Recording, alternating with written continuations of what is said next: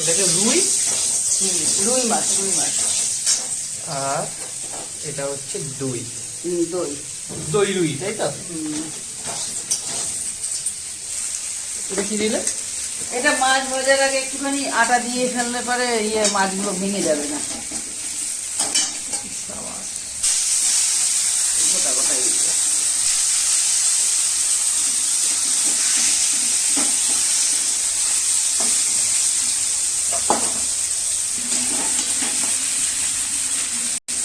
এদিকে ভাজতে ভাজতে এটাও লাল হয়ে গেছে। হবে তো। ভাজা হয়ে গেছে।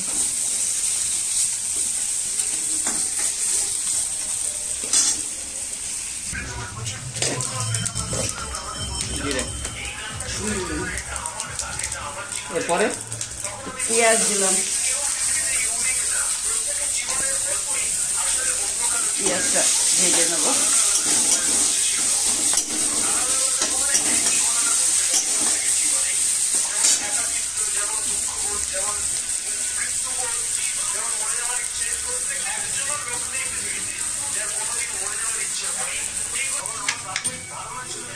লঙ্কা ফোড়ন দিই মাছের ঝোলে।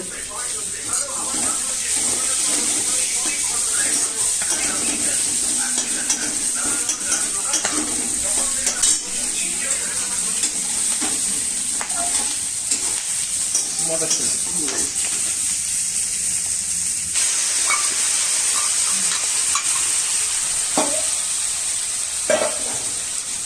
দই আর জিরে ভাজা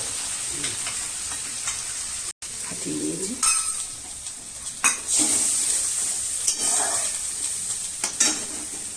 এদিকে এটা কমপ্লিট। এটা হয়ে যাচ্ছে লাল হয়ে গেছে। এটা কতক্ষণ থাকবে? কোনটা? এটা যেটা হচ্ছে এই তো এটা হবে মাছটা।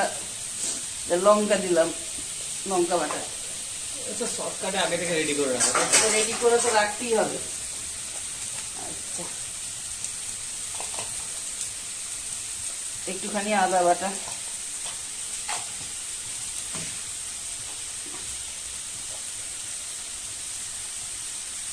রসুন বাটা, একটুখানি রসুন বাটা।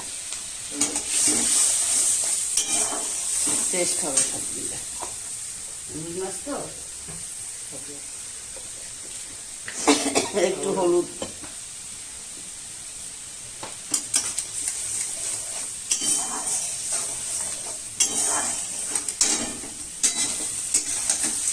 ওদের আজকে ছুটি নেই না?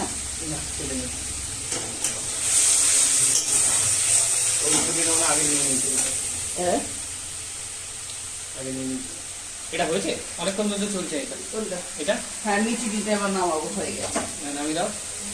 এখানে দেখিয়ে দিই, এইটা একটা হেভি জিনিস, এটা অন্য কোনো দিন দেখাবো। হ্যাঁ, মোচা বাটা, যখন মোচা হবে কাটা তখন ওই গোটা থেকেই দেখাবো। এটা রেডি, অসাধারণ। তেল ছেড়ে দিয়েছে, জল দিলে, হ্যাঁ, তাই তো? তেল ছেড়ে দিয়েছে, জল ঢেলে দিলাম। ধনে পাতা দিবা নাকি? হ্যাঁ, নামানোর আগে একটু ধনে পাতা দেবো।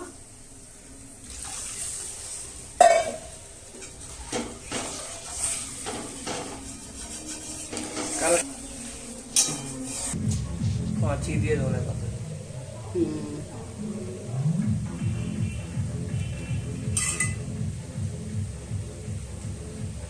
ধনে পাতা সবকিছুতে ভালো লাগে।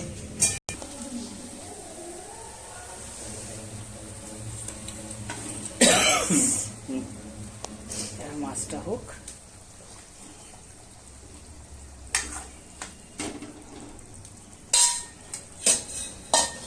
এটা কতক্ষণ থাকবে? ঝোলটা মাছের মধ্যে ঢুকবে তো। তাও 10 মিনিট তো বটেই, আচ্ছা, 5-7 মিনিটই হয়ে যাবে। অল্প জল দিয়েছি। একদম বাড়ানো আছে তাই তো? এটা হ্যাঁ, গন্ধ বেরোচ্ছে, ভিডিওতে আসবে না, আমার নাকর দিকে আসে। এবার এটা শেষ তাই তো? ঝোল ঝোল তো এবার ধনে পাতাটা দেওয়ার মতো। ধনে পাতাটা দিয়ে একটু ঢেকে দেবো, দিয়ে পরে নামিয়ে দিচ্ছি। লাস্টে দিলেও তো হতো না? লাস্টে দিয়ে দিচ্ছি। আমি বলছি তরকারি সার্ভ করার আগে যদি দিতে তুমি। না, কাঁচা। কাঁচাও খাই, অসুবিধা নেই। শেষ, এবারে ঢেকে রেখে দেবো, তাই তো? দেখি এখন শাহি গরম মশলা দিচ্ছিলাম বাসনে।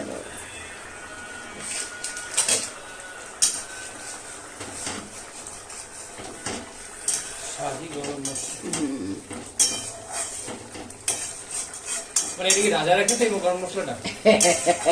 রাজারাই খায় না, ওই আরেকটা আছে সানরাইজের, ওর থেকে এইটা বেশি ভালো। নামানোর আগে দই হয়ে গেছে।